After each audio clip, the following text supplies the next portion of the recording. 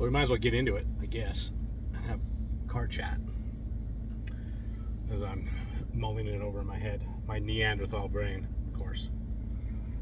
Of course, all of this is my thoughts and not yours, which is the caveat for I don't care what you think, and don't message me if if you want to fight about it. If you have something to offer, then by all means. But if not, then suck it.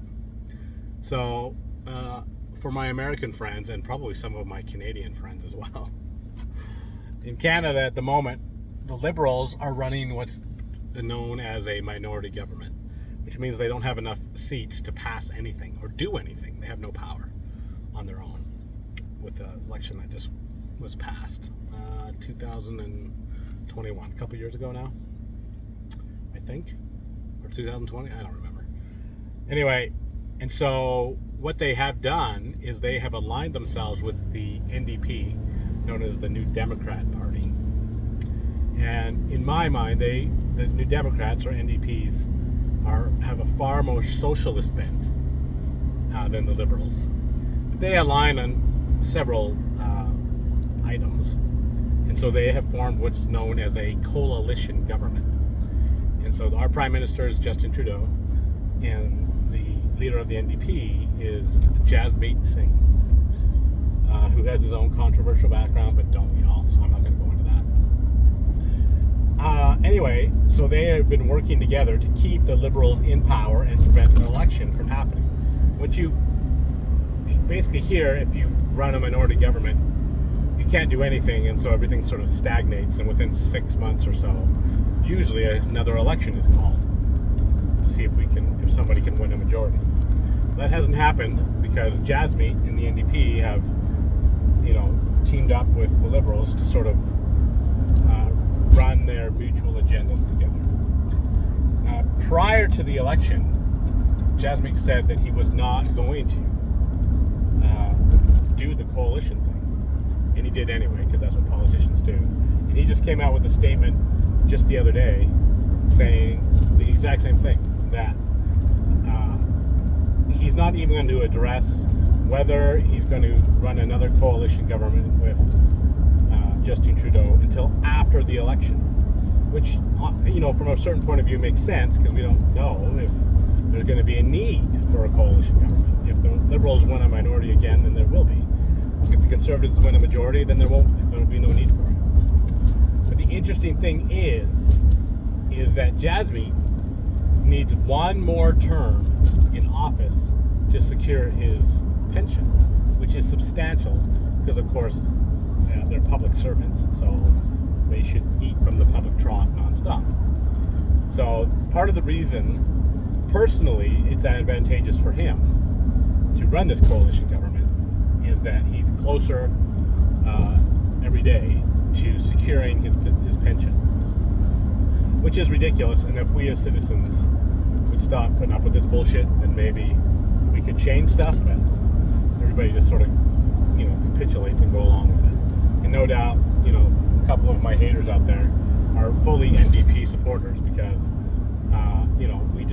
everything's a social program. Nobody's responsible for their own lives.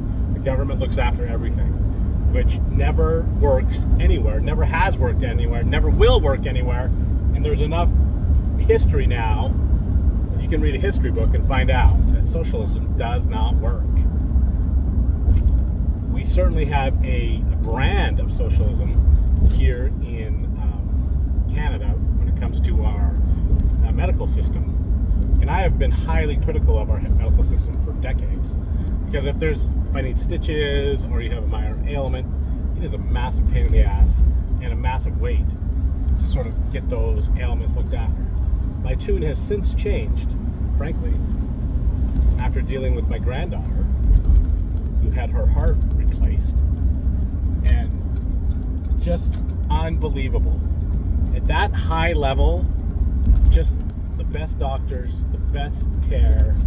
There was never a conversation about,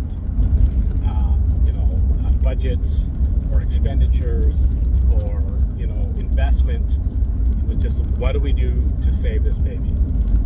And amazing, they did an amazing job. Like I said, nothing but full 5 stars for those guys. is the Stollery in Edmonton. It's been a very stressful experience, but a miraculous experience at the same time. Still, if you break your ankle or hurt your shoulder, you're effed. When it comes to our Canadian healthcare system. But if you have something very serious, certainly it's been my experience is they did an outstanding job. So because of what's happening, around the world, and particularly from my lens in Canada, with high interest rates, with food costing going through the roof, the carbon tax, which is an absolute joke. They're raising taxes on everything every 3 months, and people are really hurting. I think the last numbers I heard were about 12 million people in Canada live below the poverty line, which I think has been established around $45,000 a year.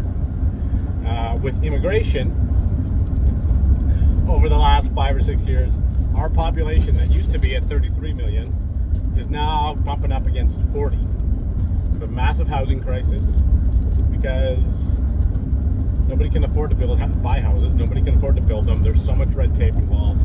And I don't think anybody really has a positive solution on that, just because it's so complex. They say they're going to tie federal funding dollars to building houses. Who are you going to get to build them? Frankly, as a trades guy,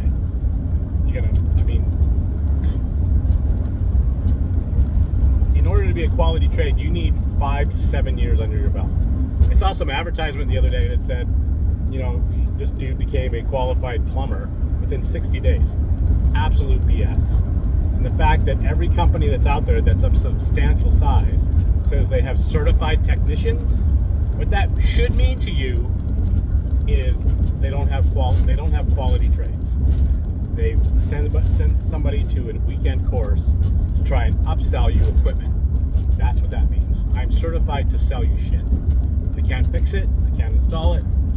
All I can do is show up and tell you how bad it is and how you're going to die unless you buy this new widget from my company. Anyway, so because things are bleak for many people, like I said, about 12 million people are below the poverty line, which is a quarter of our population. So it's not insignificant. They're literally running through the Senate right now, and it kind of works like the States, where it's not called, the government passes laws and then it has to go through the Senate to be ratified, is the basic gist of it. So they're running something through the Senate right now, which is UBI, Universal Basic Income. So they're going to give all those people below the poverty line $2,000 a month. With all you have to do is be below that line.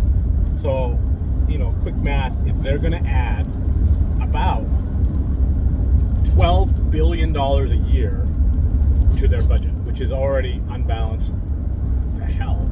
How they're going to fix that, I have no idea. And where do they get that money? Like, they don't, as everybody knows or should know by now, the government doesn't create anything. All they do is spend. The only place they can get money from is from their taxpayer base, which means your taxes are going to go up to provide for this UBI. It's literally